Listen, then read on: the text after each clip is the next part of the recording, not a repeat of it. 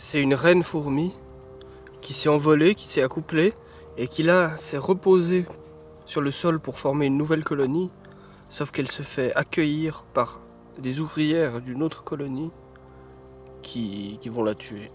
Je pense que je vais l'aider.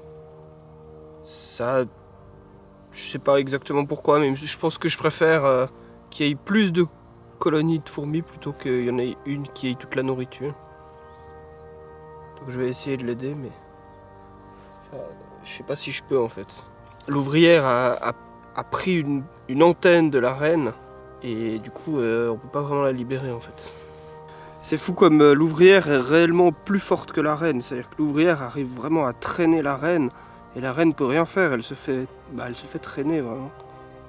Utiliser un petit bâton avec de la salive dessus pour faire fuir l'ouvrière, parce que juste avec en essayant de la tirer, ça aurait pu arracher l'antenne de la reine.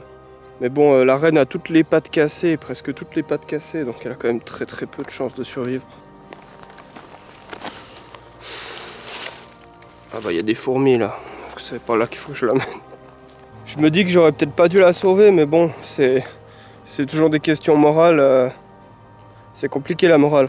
Mais là je crois que j'ai appliqué une morale conséquentialiste, c'est-à-dire que c'est pas l'action qui est jugée, mais c'est la conséquence de l'action, et les possibles conséquences de l'action.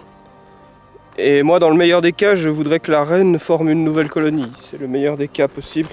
Donc la seule manière de l'obtenir, c'est en aidant la reine et en lui permettant en lui donnant une chance en plus de former une nouvelle colonie.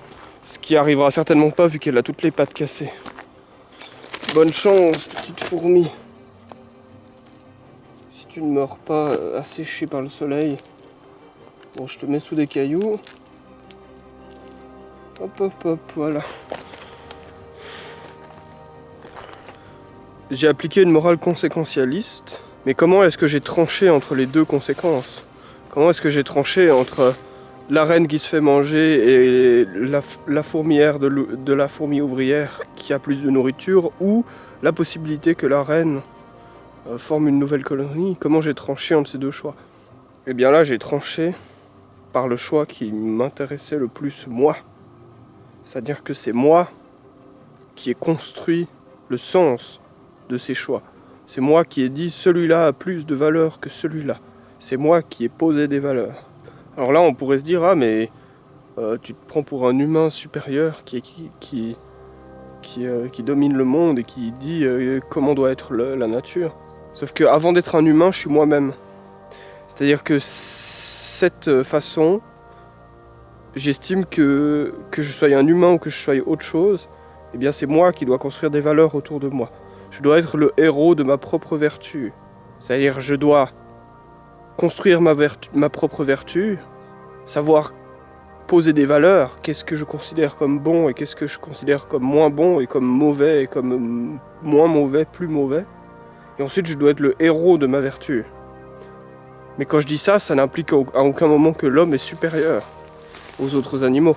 Ça implique que moi, pour les choix que je prends, je suis le seul à être capable de poser des vertus, de poser des valeurs et d'appliquer ces valeurs.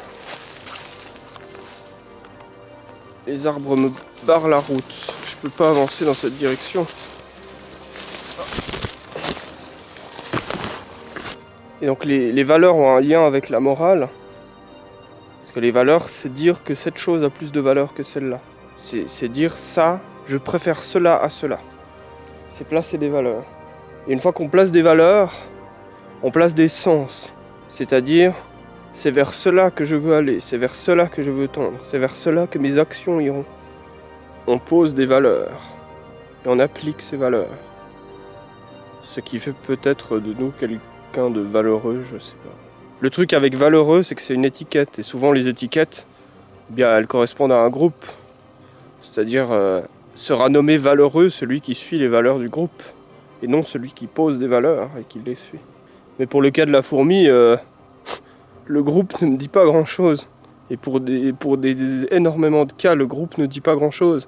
Et le groupe dit souvent tout et son contraire.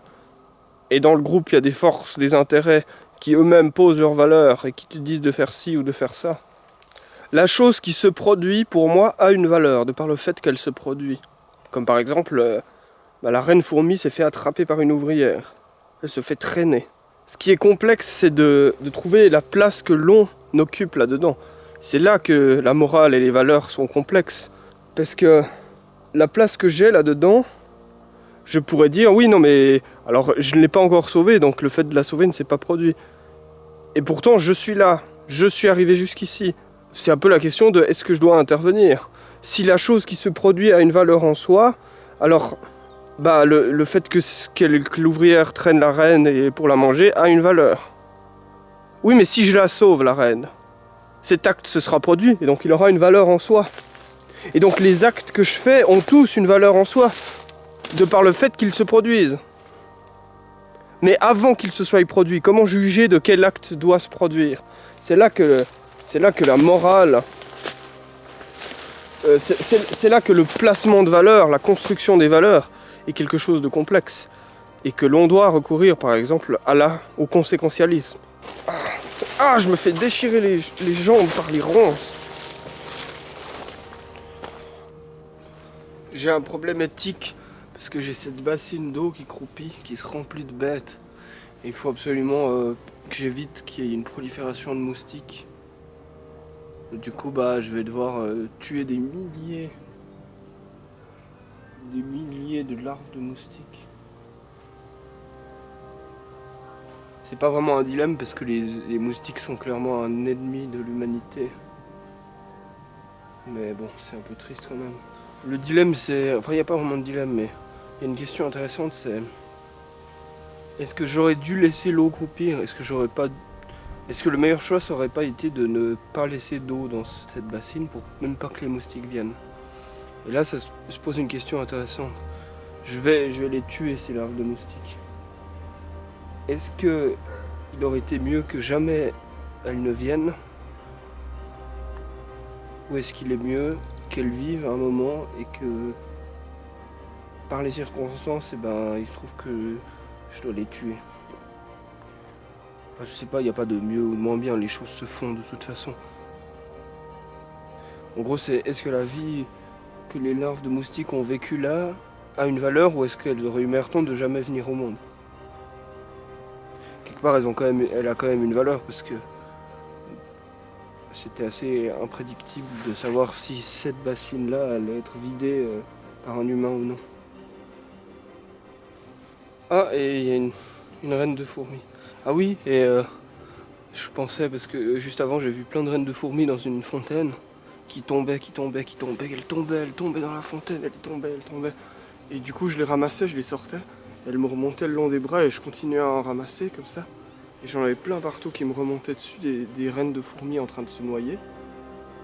Et au bout d'un moment, j'ai arrêté de les sauver, j'en ai sauvé, je sais pas, peut-être une centaine ou peut-être une cinquantaine, je sais pas. Et à un moment j'ai arrêté. Et là aussi, c'est une question, est-ce qu'il faudrait passer sa vie à sauver les reines les reines de fourmis qui tombent dans la flotte? Je crois pas. Donc la question qui est intéressante, c'est pourquoi est-ce que je les ai sauvées? Pourquoi est-ce que j'en ai sauvé une partie? Et là, c'est étrange, parce que la réponse, c'est sûrement parce que j'avais envie de vivre une aventure. Donc en fait, parce que si vraiment je voulais sauver les reines de fourmis, il faudrait que j'y retourne là maintenant et que je passe ma journée à sortir tous les insectes qui tombent dans l'eau. Donc c'est particulier. Et j'ai du mal à me dire que je les ai aidés pour vivre une aventure, parce que... Je sais pas. J'ai l'impression que je contribue à ce hasard. Il y a des hasards qui font que certains individus survivent. Et en fait, en sauvant quelques-unes, je contribue à ce hasard. Je contribue à la vie de par le fait que j'en aide certaines. Je sais pas exactement lesquelles. Et quelque part, je contribue à la sélection naturelle, mais aussi au fait que, par hasard, certains individus survivent miraculeusement, on ne sait pas pourquoi. Je crée des miracles, en fait, pour les fourmis. Exactement comme certaines personnes guérissent miraculeusement de maladies, peut-être parce qu'il y a une maladie, je sais pas, un être unicellulaire qui a fait n'importe quoi et qui s'est gouré et qui a fait arriver un truc qui qui était assez imprévu. Comme il est imprévu pour une reine fourmi de se faire sauver alors qu'elle vient de tomber dans une fontaine.